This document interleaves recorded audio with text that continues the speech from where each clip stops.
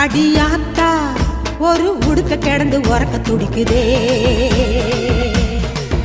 விளையாட்டா கயிறு போல உடம்பு முறுக்குதே.